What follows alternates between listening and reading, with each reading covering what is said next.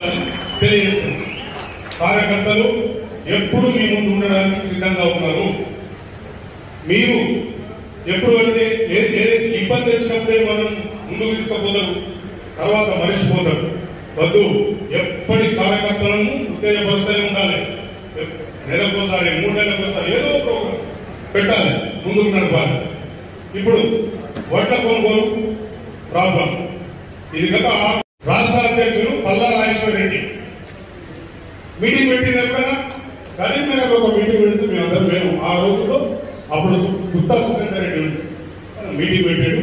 మన పెద్ద సార్ చెప్పాడు, మనం అందరం పోయినాం, కూర్చున్నాం, మాట్లాడి అని చెప్పాడు. ఏది ఇంప్లిమెంట్ జరగలేదు.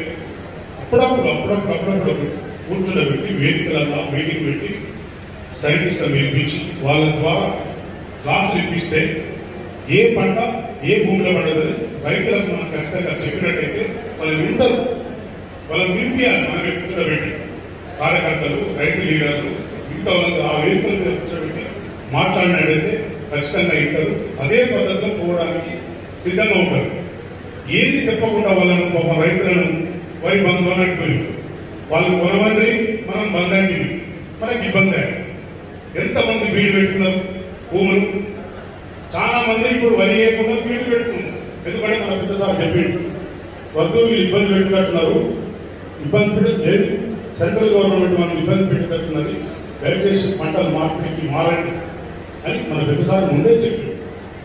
అంతకుముందు కూడా మనకు నీళ్లు లేవు, మనకు కరువు ప్రాంతానికి నీళ్లు వచ్చినాయి. సంతోషంగా భూములు ఎవరు ఉన్న ఎకరం 2 ఎకరాలు 3 ఎకరాలు ఎందుకంతా మొత్తం నాటేస్తున్నారు. 1 మూట 2 మూటలు కాల్చుకునే రోజులు వచ్చినాయి.